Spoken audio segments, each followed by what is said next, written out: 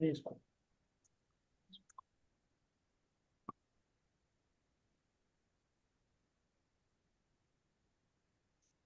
హరే కృష్ణ. హరే కృష్ణ. హరే కృష్ణ ప్రణామాలు. హరే కృష్ణ. ఓం నమో భగవతే వాసుదేవాయ.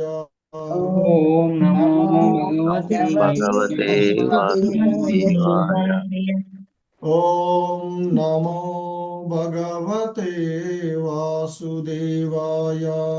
ఓం నమో భగవతే వాసుదేవాయ. ఓం నమో భగవతే వాసుదేవాయ. ఓం నమో భగవతే వాసుదేవాయ. నారాయణం నమస్కృత్య నరం చైవ నరోత్తమం.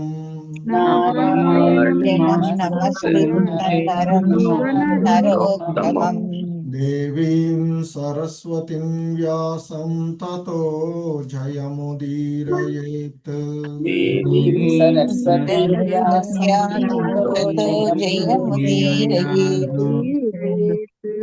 నష్టప్రాయేష్వభద్రేషు నిత్యం భాగవత సేవయా.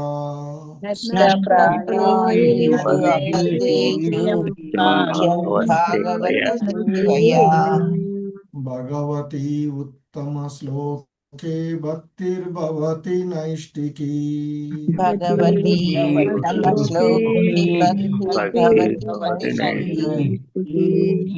హరే కృష్ణ. ఈరోజు శ్రీమద్ భాగవతము మొదటి స్కందము 7వ అధ్యాయంలోని 24వ శ్లోకాన్ని మనము చూడబోతూ ఉంది ఈ భాగవతము షార్ట్ క్లాస్ లో. హరే కృష్ణ. శ్రీమద్ భాగవతము మొదటి స్కందము 7వ అధ్యాయము 24వ శ్లోకము. సయేవ జీవలోకస్య మాయో మోహిత చేతసః విదత్సే స్వేన వీర్యేన శ్రేయో ధర్మాధిలక్షణం.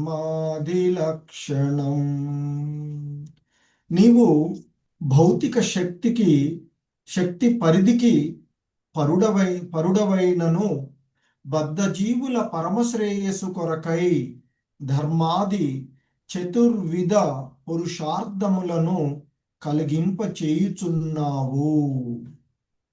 సో ఇది అర్జునుడు ఆ దేవదేవుణ్ణి కీర్తిస్తూ చెప్తూ ఉన్నటువంటి సందర్భంలోని శ్లోకం. సో దీనికి శ్రీల ప్రభుపాదుల వారు భాష్యంలో చెప్తున్నారు. ఆదిదేవుడైన శ్రీకృష్ణుడు ప్రకృతి త్రిగుణములచే ఏమాత్రము ప్రభావితుడు కాకుండా భౌతిక జగత్తునందు తన నిరుహేతుక కరుణచే ఆవిర్భవించుచుండును. అతడు భౌతిక వ్యక్తీకరణలకు సదా పరుడైనట్టివాడు అయినను మాయాశక్తిచే బంధింపబడినటువంటి బద్ధజీవులు తన చెంతకు చేర్చుకునడి ఉద్దేశంతోనే అతడు తన నిరుహేతుక కరుణచే అవతరించుచుండును. నిజమునకు జీవుడు భోగానుభవమునకు సమర్థుడు కాడు. కానీ భౌతిక శక్తిచే ప్రభావితులైన బద్ధజీవులు భ్రాంతియందు ప్రకృతిని అనుభవింపగోరుదురు. జీవుడు శ్రీకృష్ణ భగవానుని నిత్యదాసుడు. కానీ అతడు ఈ నిజ స్థితిని మర్చినప్పుడు జగత్తును అనుభవింపవలెనని భావించును. అట్టి వాడు నిక్కంగా భ్రాంతిమయుడే.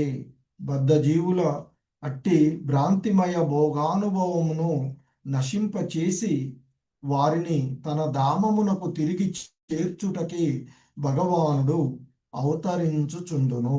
పతిత జీవుల ఎడ శ్రీకృష్ణ భగవానుడుకు గల నిర్హేతుక కరుణ స్వభావము అది ఏ. హరే కృష్ణ. ఓం అజ్ఞానతిమిరాంధస్య జ్ఞానాంజనశలాకయా చక్షుర్మిలితం యేన తస్మై శ్రీ గురవే నమః.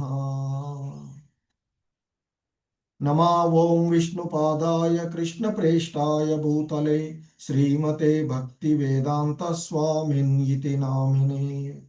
నమస్తే సారస్వతే దేవి గౌరవాణి ప్రచారిణి నిర్విశేష శూన్యవాది పాశ్చాత్యదేశతారిణి. జయ శ్రీకృష్ణ చైతన్య ప్రభు నిత్యానంద శ్రీ అద్వైత గదాధర శ్రీవాసాది గౌర భక్త వృంద. హరే కృష్ణ కృష్ణ కృష్ణ హరే హరే, హరే రామ రామ రామ హరే హరే. ఇక్కడ ఈ అధ్యాయము ద్రోణసుతుని దండనము అనేటువంటి అధ్యాయంలో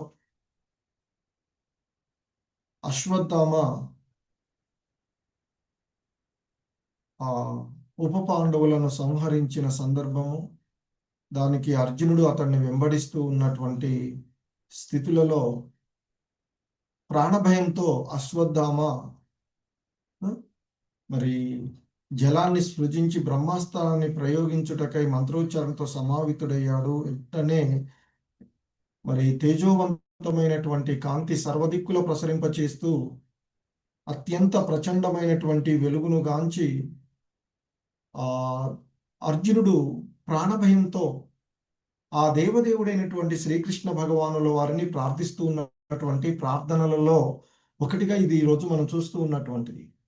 సో ఆయన మొదటగా కృష్ణ కృష్ణ మహాబాహో భక్తానామ భయంకర అంటూ ఆయనని, ఓ కృష్ణ నీవు దేవదేవుడవు, వివిధ శక్తులకు అనంతమైనవి నీ యొక్క శక్తులు, నీవే భక్తుల హృదయాలలో భక్తులకు ఉండి అభయత్వాన్ని ఇచ్చేటువంటి వాడవు, సమస్త విశ్వములందు వ్యాపించి ఉన్నటువంటి వాడవు, భౌతిక శక్తికి పరుడవు నీవు, ఆది పురుషుడవు నీవే, ఆధ్యాత్మిక శక్తి చేత భౌతిక శక్తి ప్రభావములు నీవు దూరం కావించుచున్నావు, నీవు సదా నిత్యానందమును మరియు ఆధ్యాత్మిక జ్ఞానములందు స్థితుడవై ఉన్నటువంటి వాడవు. ఆయన పరమ పురుషుడు, పురుషోత్తముడు. పురుష అంటే ఇక్కడ ఎంజాయర్, మరి ఆ ఎంజాయర్స్లోనే అనుభవించేటువంటి వాళ్ళను ఉత్తముడైనటువంటి వాడు. సో మరి ఈ భౌతిక జగత్తులో ఉన్నటువంటి జీవులందరూ కూడా వాస్తవానికి ఎవడు కూడా పురుషుడు కాదు అని చెప్తుంటారు మనకి ఆచార్యులు.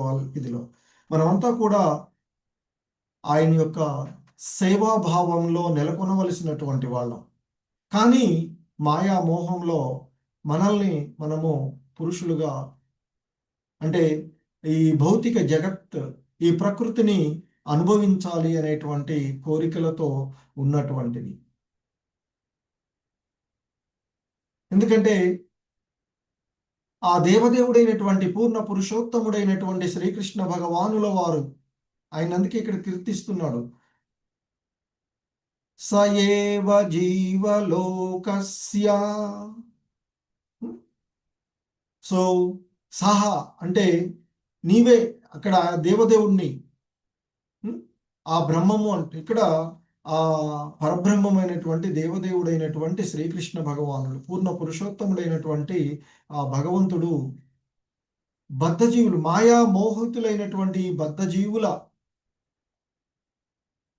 పరమశ్రేయస్సు కొరకై నీవు ధర్మాది చతుర్విధ పురుషార్థములను కలిగింపచేస్తూ ఉన్నావు అంటూ అర్జునుడు ఆ భగవంతుణ్ణి ఇక్కడ తన యొక్క ప్రార్థనలతో మరి కీర్తిస్తూ ఉన్నటువంటి అంశాన్ని మనము ఇక్కడ చూస్తూ ఉన్నటువంటిది. నీవు భౌతిక శక్తి యొక్క పరిధికి పరుడవైనటువంటి వాడవు. సో ఈ భౌతిక శక్తి అంతా కూడా ఆయన ఆధీనములో ఉండేటువంటిది. సో కనుక మరి ఆ ఇంద్రియాలతో గుణాలతో త్రిగుణమయమైనటువంటి భౌతిక శక్తికి ఆయన పరుడు అయినటువంటి వాడు. అందుకే అర్జునుడు అంటున్నాడు, ఓ కృష్ణ, మాయ చేత మోహితులైనటువంటి చిత్తము కలిగినటువంటి జీవలోకానికి నీ నీ యొక్క దివ్యమైనటువంటి శక్తి ద్వారా ధర్మము మొదలైనటువంటి ఆధ్యాత్మిక సాధనల రూపంలో నీవు వారికి ప్రసాదిస్తూ ఉన్నావు. సో కాబట్టి మరి ఇక్కడ ఆ బ్రహ్మము అనేటువంటిది ఎవరిని ఉద్దేశించి చేస్తున్నారంటే దేవదేవుడైనటువంటి శ్రీకృష్ణ భగవానుల వారిని. స ఏవా, ఆయనే. ఎవరు ఇక్కడ బ్రహ్మము అని చెప్పబడుతుంది. ఆయన ఎవరు అంటే ఆ మరి జీవులకు నిజమైనటువంటి శ్రేయస్సును ప్రసాదించగలిగినటువంటి ఆ వ్యక్తి ఎవరు, పురుషుడు ఎవరు అంటే ఆ దేవదేవుడైనటువంటి శ్రీకృష్ణుడు. సో అందుకే శ్రీల ప్రభుపాదుల వారు భాష్యంలో చెప్తున్నారు, ఆ ఆదిదేవుడైనటువంటి ఆది విష్ణువు అయినటువంటి శ్రీకృష్ణ భగవానుడు ప్రకృతి త్రిగుణముల చేత ఏ మాత్రము ప్రభావితుడు కాకుండా ఉండేవాడు.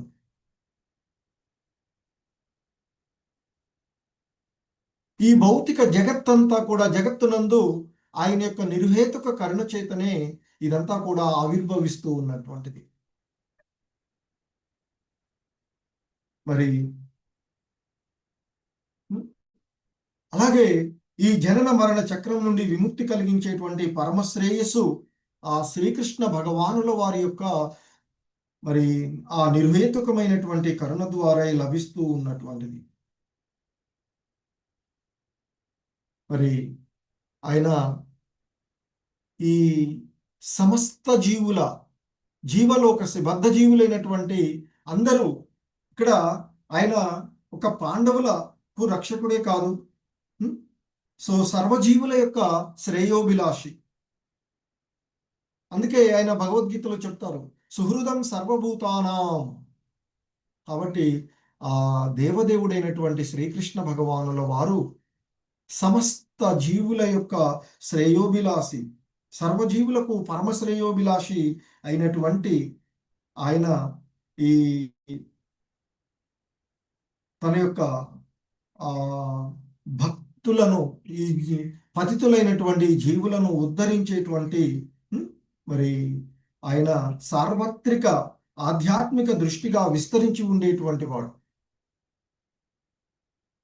మాయాశక్తి చేత బంధించబడినటువంటి బద్ధ జీవులను ఈ భౌతిక జగత్తులోనికి వచ్చినటువంటి స్వతహాగా జీవులన్నీ కూడా భగవంతుని యొక్క అంశలే.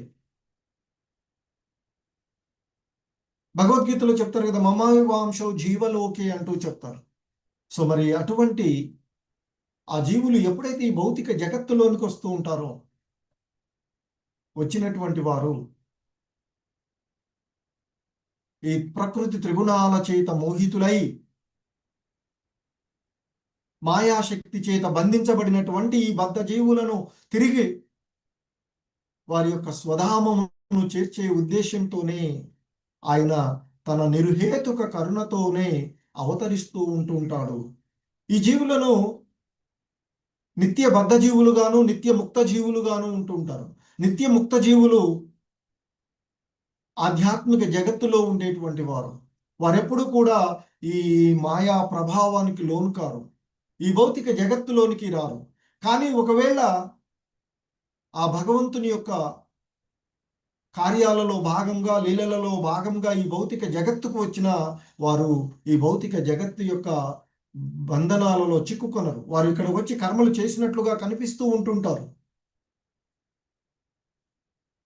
కానీ వీటన్నిటికీ పరువుగా ఉండేటువంటి వారు.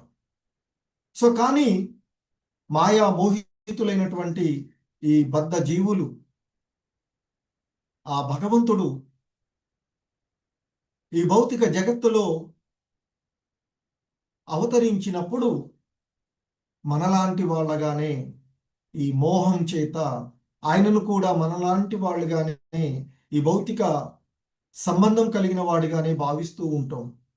అందుకే భగవద్గీతలో అటువంటి వాళ్ళని మూఢులు, నా యొక్క జన్మ దివ్యత్వాన్ని వాళ్ళు తెలుసుకోలేరు అని చెప్తూ ఉంటుంటారు. మూర్ఖులు. ఎందుకంటే మాయా మోహితులైనటువంటి వారు ఆయన యొక్క దివ్యత్వాన్ని తెలుసుకోలేకుండా ఉంటారు. మరి వాస్తవానికి ఈ జగత్తులో ఉండేటువంటి దేనిని కూడా భోగాలను ఎందుకంటే పురుషుడు అంటే ఆ దేవదేవుడైనటువంటి శ్రీకృష్ణుడు ఒక్కడే. ఆయనే అన్నిటినీ కూడా భోక్త ఆయనే. అందుకే భోక్తారం యజ్ఞ తపసాం సర్వలోక మహేశ్వరం అంటూ భగవద్గీతలో చెప్తారు మనకి.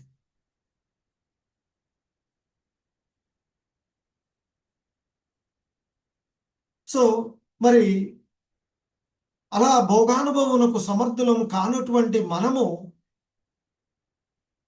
ఆయన యొక్క నిత్య దాసులమైనటువంటి మనము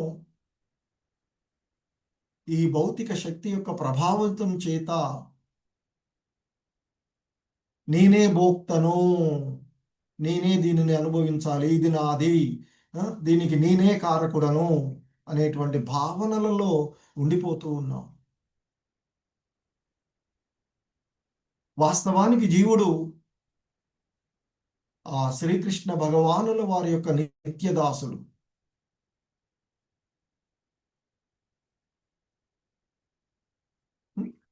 కానీ ఆ నిజ స్థితిని మర్చిపోయి,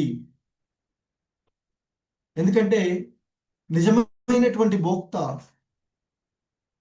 ఆ దేవదేవుడు, ఆయనకు సేవ చేస్తూ ఆయన అనుగ్రహించినటువంటి ఆయన కృప ద్వారా ఉండవలసినటువంటి మనం ఒక సర్వెంట్ తానే యజమానిగా భావిస్తే ఏ విధంగా ఉందో చెప్తూ ఉంటారు.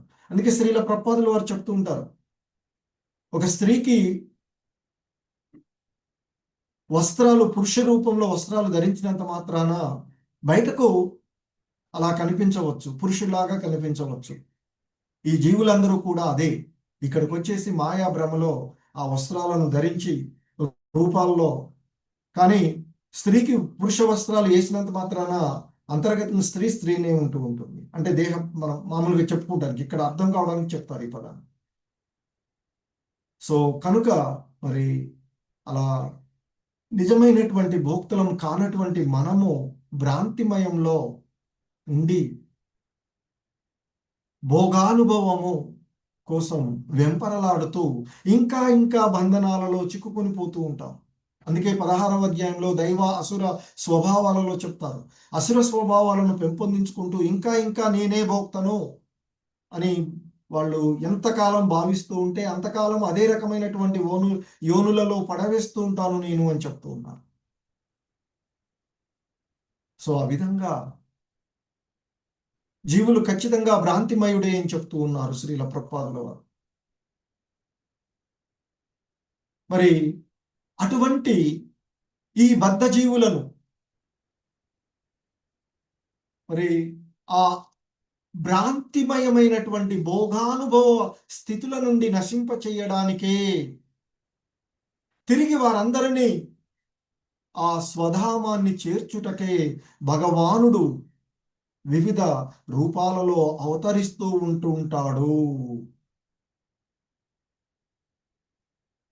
అంటే భగవంతుని యొక్క అవతారం ఇంత అక్కడ చెప్తుంది, పరిత్రాణాయ సాధువులను రక్షించడానికి, అలాగే అధర్మపరులైనటువంటి వాళ్ళని శిక్షించు, తిరిగి ధర్మబద్ధంగా నెలకొల్పేటువంటి విధంగా చేయడానికి ఆయన ప్రతి యుగంలోనూ అవతరిస్తూ ఉన్నారు.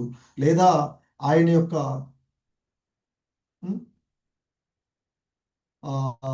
సహచరులను పంపిస్తూ ఉంటుంటాడు.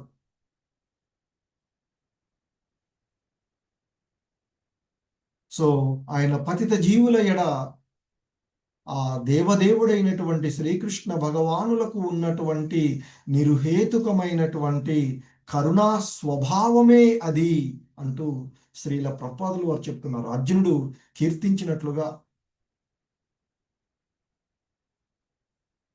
ఆ దేవదేవుడైనటువంటి శ్రీకృష్ణుడు ఈ మాయాలో చిక్కుకొని నిత్య బద్ధజీవులుగా ఉన్నటువంటి వీరిని ఉద్ధరించడానికే ఆయన అవతరిస్తూ ఉన్నాడు అంటూ అర్జునుడు తనకు కలిగినటువంటి ఆపద పరిస్థితులలో ఆ భగవంతుణ్ణి ఆ విధంగా కీర్తిస్తూ ఉన్నటువంటి అంశము మనం చూసినటువంటి ఈ శ్లోకం. హరే కృష్ణ. జగద్గురు శ్రీల ప్రభుపాదికి జై. హరే కృష్ణ. ప్రభుజీస్, మాతాజీస్, ఎవరికైనా